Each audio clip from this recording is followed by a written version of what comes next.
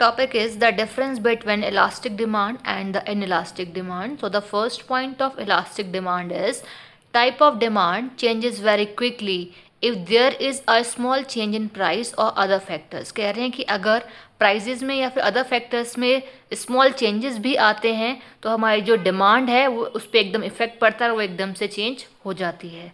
For example क्या है, अभी हमें जैसे कि अगर हमारे कोई इलेक्ट्रॉनिक आइटम्स हैं, अगर उसका प्राइस एकदम से बढ़ जाता है, फॉर एग्जांपल मैं प्राइस का ले रही हूँ, अगर प्राइस एकदम से बढ़ जाता है तो क्या होगा, एकदम से डिमांड में वेरिएशंस आ जाएंगे. ठीक है.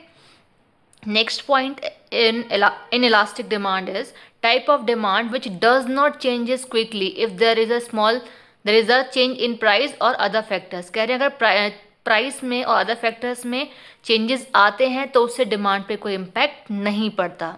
Next point is inelastic demand is substitute products are widely available. जैसा कि मैंने अभी आपको बताया कि वहाँ पे क्या है कि हल्का सा भी चेंजेस अगर प्राइस वगैरह में आता है तो इफेक्ट एकदम से पड़ता है डिमांड पे. इसीलिए बोल रहे हैं कि जो इसके सब्स्टिट्यूट जो प्रोडक्ट्स होते हैं वो वाइडली अवेलेबल होते हैं मार्केट में. इसीलिए ऐसा होता है कि जो मार्केट में हमारे कस्टमर्स होते हैं वो एकदम से किसी दूसरे प्रोडक्ट पर चेंज हो जाते हैं, है ना, ट्रांसफर हो जाते हैं. Next point inelastic demand is very few substitute products are available. कह रहे हैं बहुत कम सब्स्टिट्यूट प्रोडक्ट्स मार्केट में इसके अवेलेबल होते हैं. मे बी ये रीज़न भी होता है कि प्राइस में चेंजेस होने से कोई इफेक्ट उसका नहीं होता.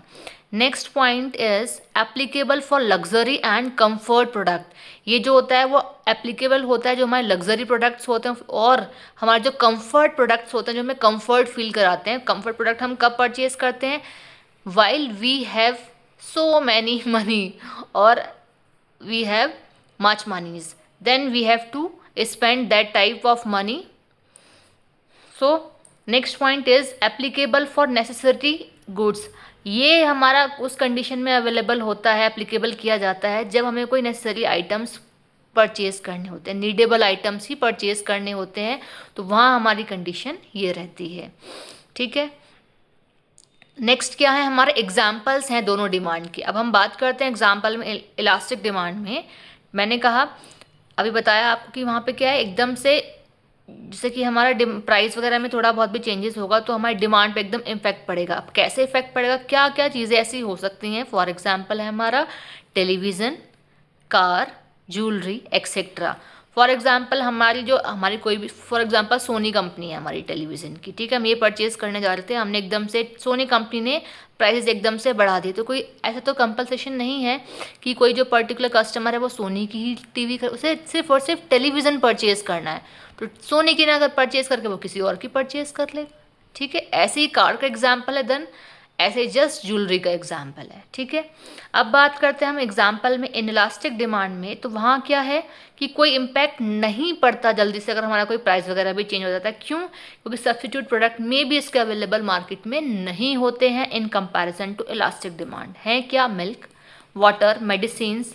इसका एग्जाम्पल सॉल्ट भी ले लेते हैं. तो these are the examples of inelastic demand. कि अगर फॉर एग्जाम्पल मिल्क हम जहाँ से परचेज़ करते हैं, जो भी परचेज़ करते हैं, अगर प्राइस में चेंजेस भी आया तो एक नीडेबल आइटम है कि परचेज़ करना ही करना है. ठीक है. ज़्यादा नहीं तो कम करेंगे बट परचेज़ करेंगे. ठीक है. तो इस पर ज़्यादा इम्पैक्ट नहीं पड़ेगा, इसकी डिमांड पे इफेक्ट नहीं होगा ज़्यादा. ठीक है. आई होप आपको दोनों अभी यहाँ पे जो डिमांड्स हैं दोनों क्लियर हो गई होंगी.